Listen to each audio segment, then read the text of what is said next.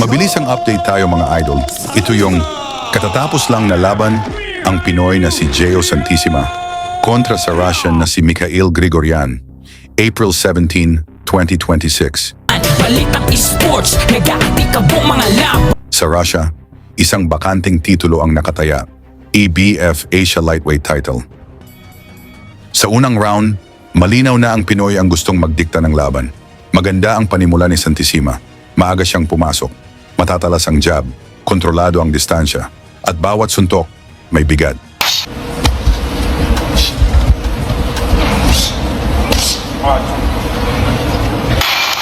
Siyempre, veteran.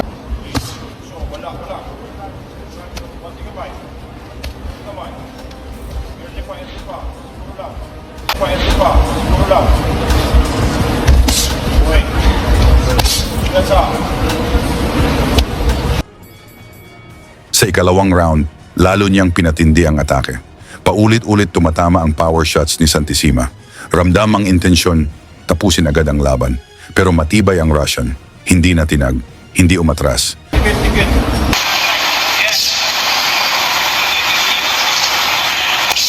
So, walang iimitan ng mga crown dito.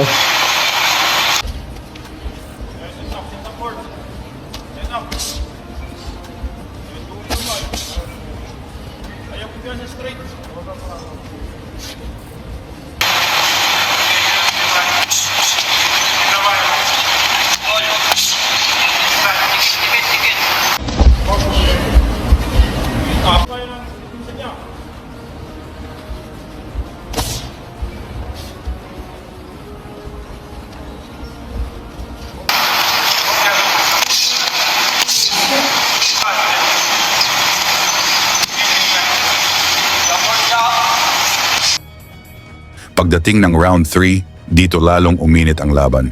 May mga sandaling muntik nang bumigay si Grigoryan. Halos mapasayaw sa lakas ng suntok ni Santissima. Isang malinaw na mensahe, hindi siya pumunta roon para makipaglaro. Pumunta siya para tapusin ang laban.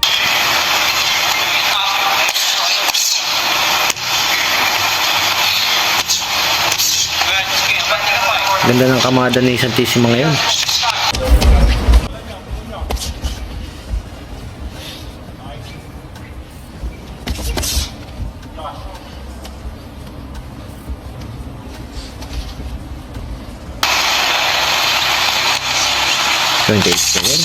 Oh.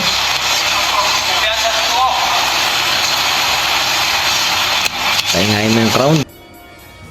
Pero sa round 4, dito na nagsimulang mag-adjust si Mikhail Grigoryan. Lumabas ang kanyang disiplina. Ang kanyang amateur background, malinis, kalkulado, parang makina kong gumalaw. Age 22. Malay agwat.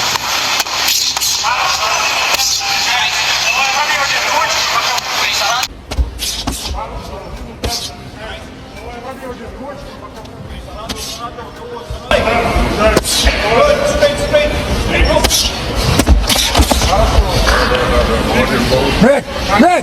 Stop! Okay, kamay pa din.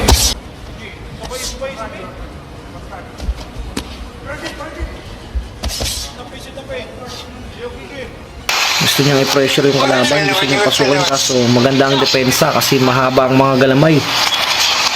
Yun sa pool. Unti-unti niyang binasa si Santissima. Tinanggal ang ritmo nito at sinimulang kontrolin ang laban. Hindi siya nakipagbasagan, nakipag-isipan siya. Yun lang. Wag.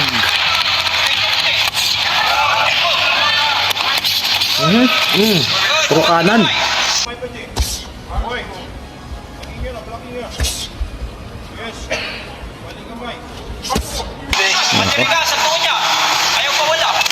Yung ulo, ayaw gaya. Wala, kaya. Okay. Huwag lang magpagrabe ay. Kaliwa kanan na tayo natanggap ng pambato natin.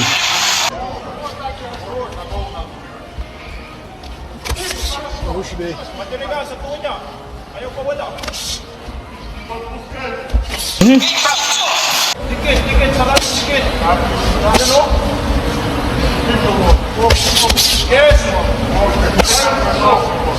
Forward naman. Gamit ang kanyang mahabang galamay, dinikta niya ang distansya. Puntos ang hinabol, hindi knockout. Kaya mo lang tikita. Yes, Gi. Ayaw, layo. Dikit, sakat, dikit.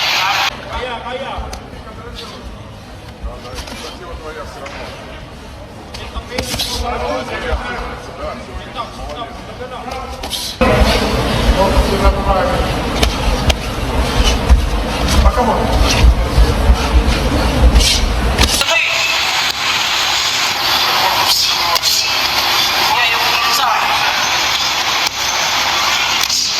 Pataas.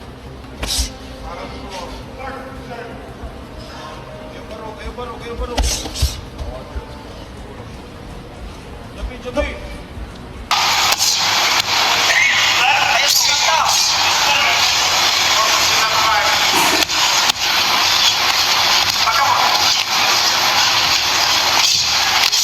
Nahihirapan makasunod.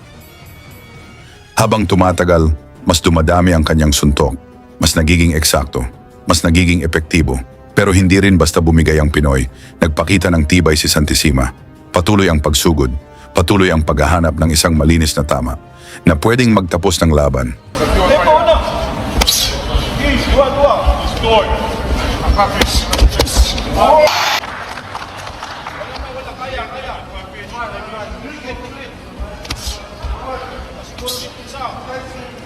Grabe, lakas nila.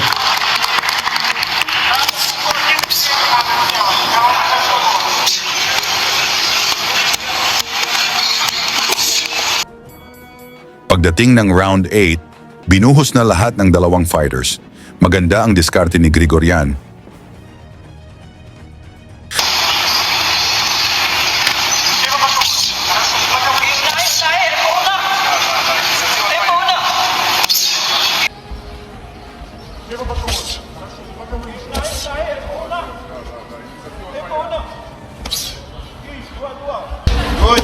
Good. Go, kanya straight. Wala, kaya.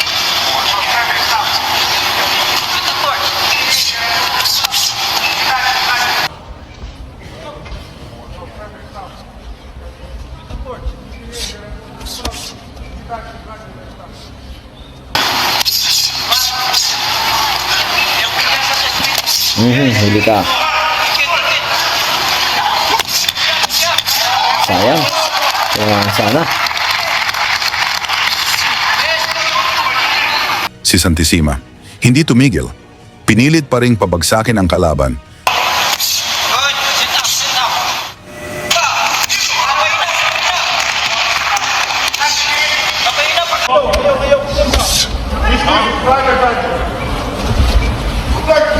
Apin.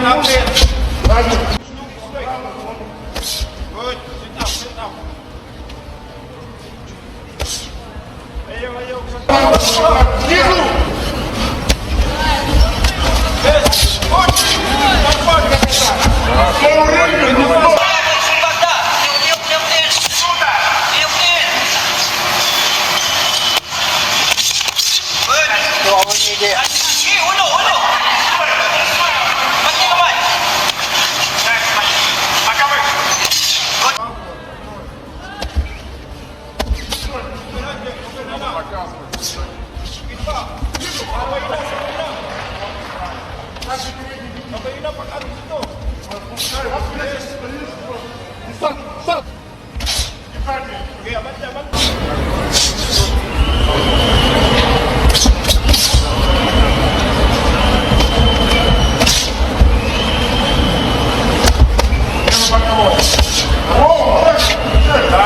Locking, content. Yes. Bantay.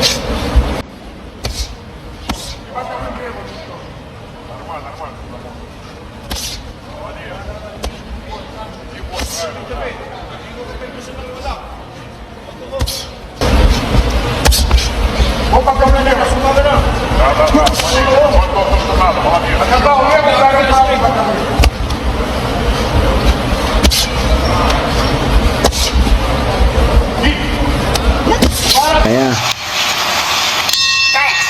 Hanggang sa tumunog ang huling bell, walang bumagsak, pero may isang malinaw na nanalo, unanimous decision. At sa gabing iyon, ang bakanteng IBF Asia Lightweight title napunta kay Mikhail Grigoryan. Ano ang masabi ninyo sa pinakita ni Santissima? I-comment nyo sa baba at pag-usapan natin. Lagi niyong sundan, huwag magpapahuli. Pag-usapan ni bakbakan, balita niya at laban. Mga Pinoy na di nagpapagapi. Salamat sa mga suporta na lagi nandyan.